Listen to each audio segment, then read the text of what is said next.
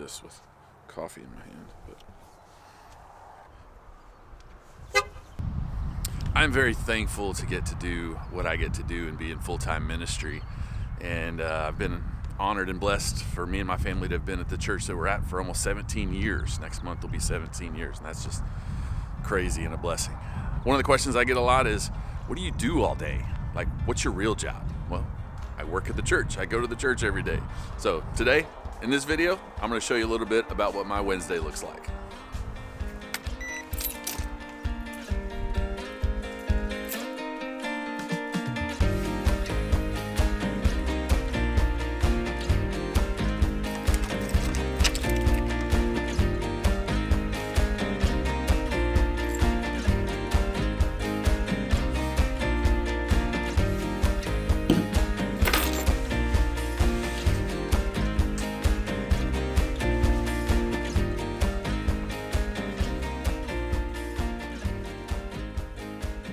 So I do want to take you along on the journey today and kind of what a normal Wednesday looks like, but I also want to have a conversation about the importance of being a good steward of time as a minister, because being at the church all week, getting things ready for Sunday, it's a lot of working at your own pace and getting some things done, and so it can be real easy to get stuck in certain areas or get busy working on something that you may not need for 2 months, and then you are rushing to get something ready for Sunday, making enough time to prepare Bible studies and sermons and things like that. So those are some of the things I want to talk about in this video, as well as kind of showing you how we do some things at our church. For instance, like I said, today's Wednesday. We have church staff in the office Monday through Thursday. We have a full-time, our pastor's full-time. I'm the associate pastor. I'm full-time. We have a worship leader. He is full-time.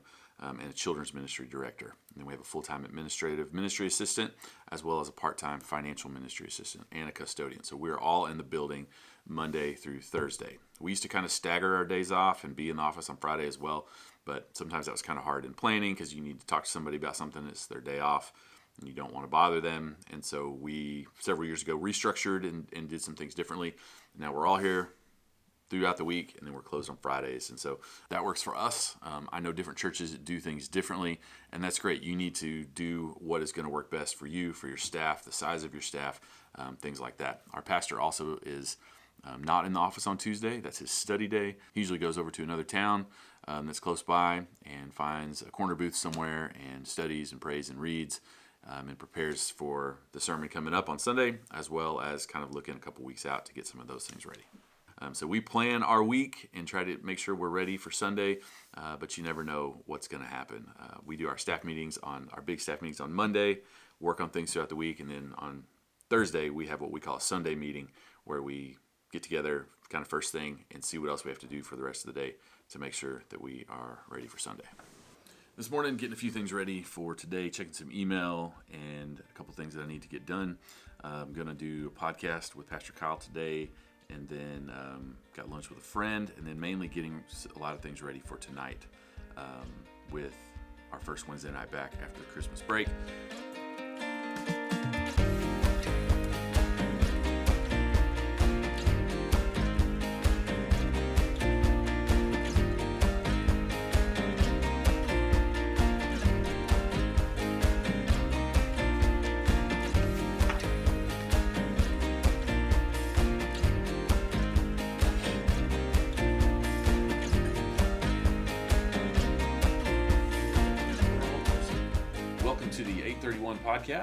Podcast of Emmanuel Baptist Church in Pittsburgh, Texas, where we talk about Jesus, church, faith, life, whatever else comes up, baseball, the weather, anything. My name's Zach, and I'm here with Pastor Kyle. Hello, everybody. We're glad that y'all are with us today. All right, so we just finished our podcast, and if we're talking about what do you do all day as a minister, I've got a great minister here that can answer that question. So this is our Pastor Kyle, and you have been in full-time ministry for how long? For 23 years, going on 24. Years. Yep. That's here. That's here. Okay. That's full-time. I was part-time. I was bivocational for 20 years before coming here. So altogether, I first started pastoring in 1979. But I can remember when I came here and I asked the pastor before me, Pastor Larry Rice, who was kind of like a father in the ministry. I asked him, so, because I didn't know. I thought, what do you do all day? Because when you're bivocational, you know what your schedule is, you know what your job is, you know what your time frame is, you know when you got to get sermons together. And he kind of laughed about it. Well, I found out full time is full time if you do it right, which means it involves a lot of things. One of the things I like about being a full time pastor, you never know what's coming. You never know what in a instant, a phone call, whatever. Your day can change completely. And so there's certain things I know that I do. I found out and have been allowed. Study time is so vital. You got to protect that. You got to do because that is, as the pastor and as the main leader, speaker of the church, to do that any other way, to kind of put that on the back burner, so to speak. And sometimes you have to because things come up. But that's important. You if you're going to present the Word of God, you need to do that. But then I love being able to, when I get the opportunity to minister to people, to pray for people and things. I love that connection. It's good to get out of the office sometime and go somewhere, go to a hospital, go to a place where somebody's having something done or whatever. And so that's a part of it.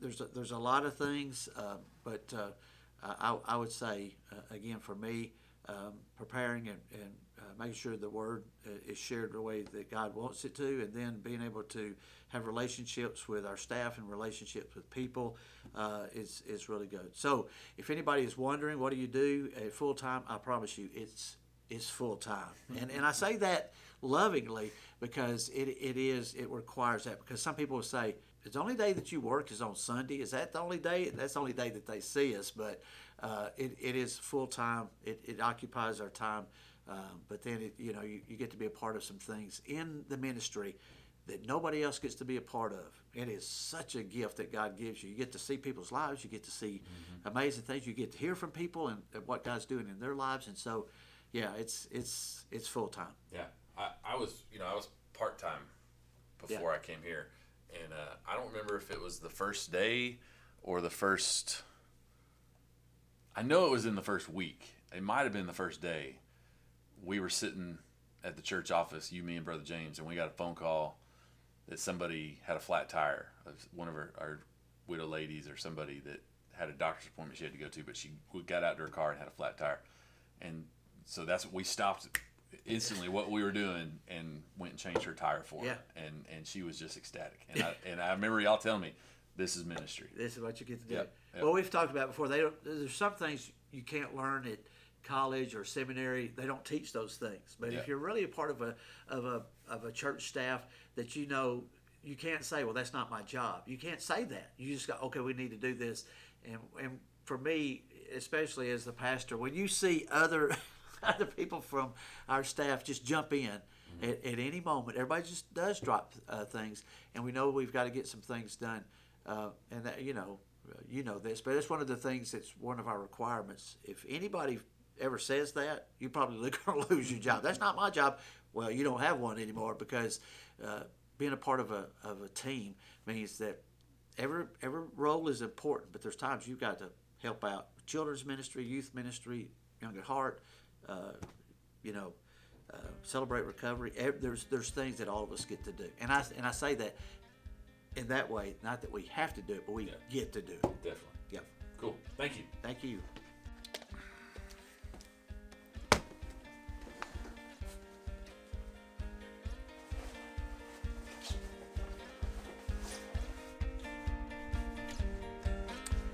I'm going to eat lunch with Tony D.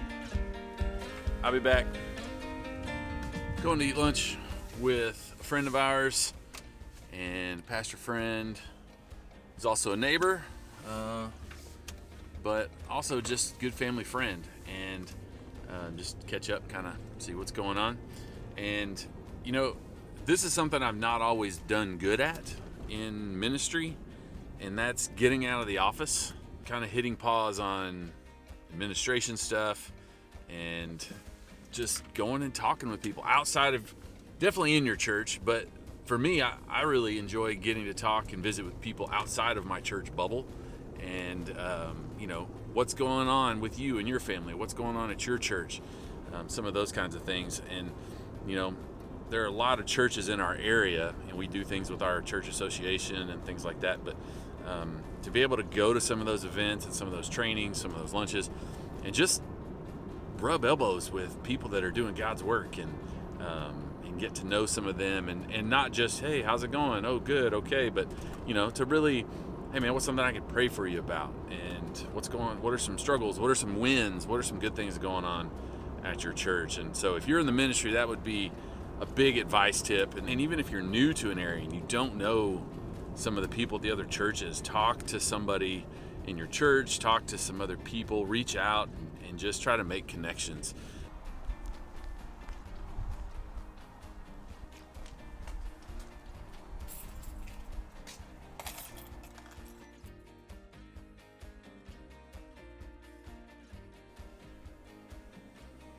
This is our youth room.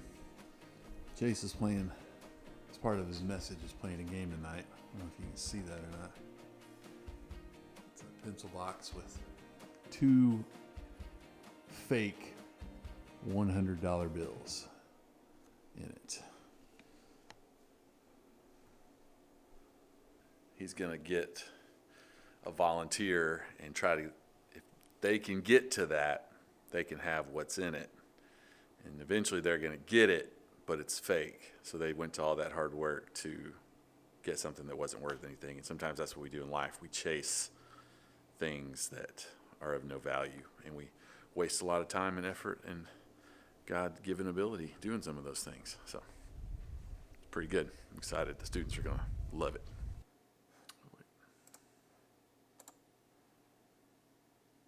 I've worked several jobs in my life that were not ministry related, but the bulk of my work experience has been in a church or a couple churches.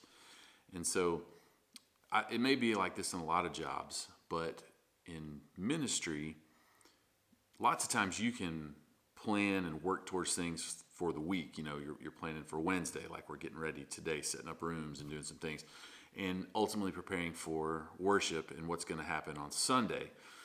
But lots of times the drive of the week is different events, different activities, different things happening, just people showing up and, hey, can we sit down and talk? Or, hey, this is going on in my life. Or, hey, like our pastor got a call today that one of our members fell and was in the hospital, and he went to check on him, and he's doing fine. And so lots of times it seems like in ministry we are reactive. That's what a lot of our week looks like.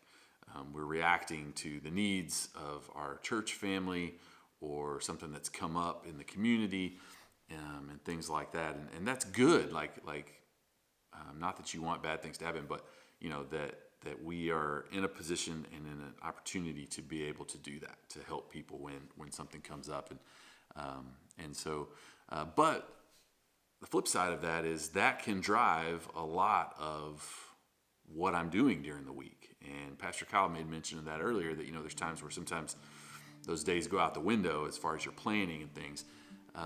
And so what I've found, and what others have tried to show me and teach me throughout the years, is that it's important to have a game plan. If you have to alter that weekly plan, then that's understandable, but it's better to have a plan so you can make sure that you're focused on what you need to be focused on and not get lost in the weeds. So if you're in the ministry, I want to encourage you and challenge you to do something. For the next 2 weeks, I want you to keep a list on your phone that when you're at church, this is what you do. I check emails in the morning, figure out what we got to do from church yesterday. Maybe on Tuesdays, you spend some time planning for Wednesdays. You contact volunteers, ministry leaders, stuff for Sunday to see who's going to be available, some of those kinds of things. Jot those things down and see what all you do. And then from that, over 2 weeks, from that, create a list of everything that you do. Stuff that is expected, part of your job description, stuff that is not part of your job description. And then after a couple weeks, you might even kind of rack your brain too, stuff outside of those 2 weeks, special events that you were in charge of, things like that. And begin to put those things down. Maybe a weekly to-do list, and then the other things that you do. And look at that, and you'll be really surprised. We did this as an activity a few years ago with one of our ministry coaches, And I was very surprised and kind of overwhelmed at a lot of the things that I did. And he said, be very detailed. Like, do you go, like on Sunday mornings, I go to a couple rooms and make sure the lights are on and that they're ready for whoever's coming in there. Just a lot of little things, but all those little things add up. And once you have those lists, begin to look at those things and pray about those things and think, what are some of the things that I do as part of my job?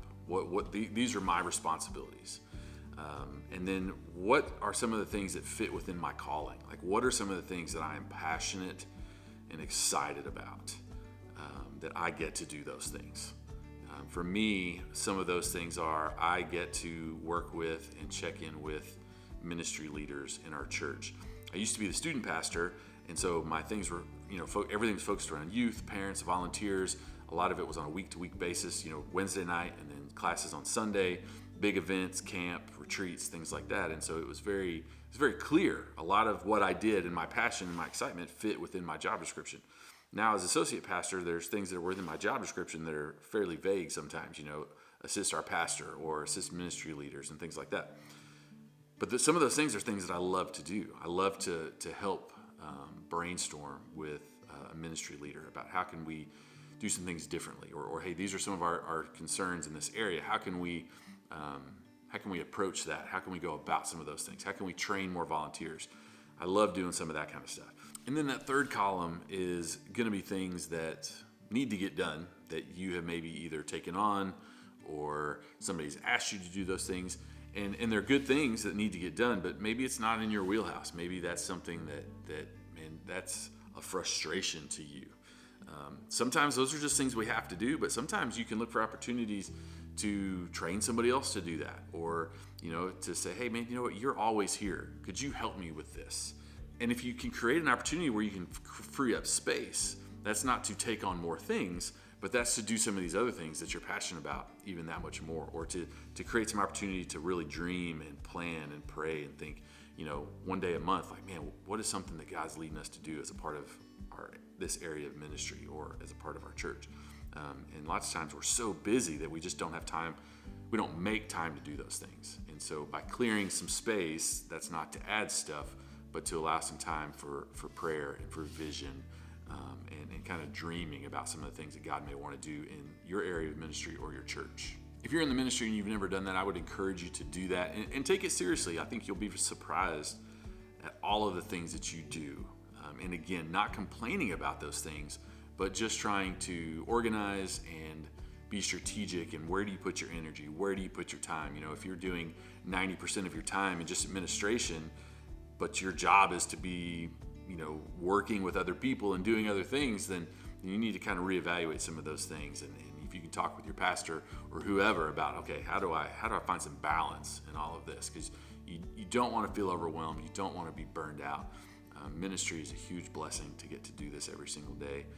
And we want to do it to the best of our ability because ultimately we're doing it for the Lord. If you're in full-time ministry, leave me a comment down below. Let me know if any of that just kind of sparked something in your brain, or maybe if you've done something like that before. Let me know something that you're passionate about doing, something that you absolutely love to do. That's part of what you're called to do. Leave those in the comments and we'll have a discussion about that. We are set for tonight. Chase has done a lot to get rooms and coffee made and rooms ready and everything like that.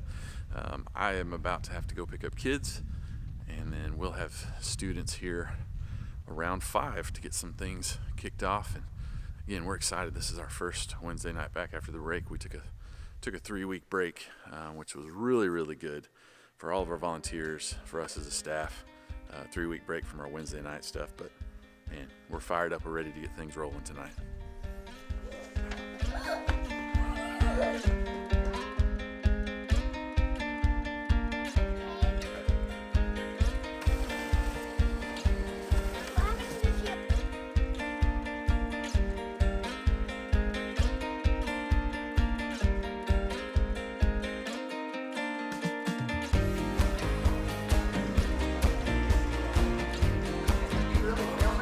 I kept walking out.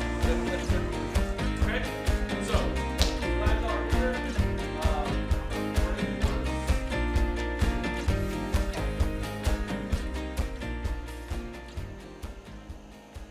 Just got home and I'm filming outside because it's loud inside, but had a meeting after church and left, went to the grocery store and forgot that I didn't finish up this video. So I'm gonna do that really quickly. Tonight was really good. Chase knocked it out of the park, talking about just following anything else. Any other things in this life are pointless and worthless. We need to follow Jesus in everything that we do. And the illustration playing the game to get the fake money was perfect, and it went really, really good.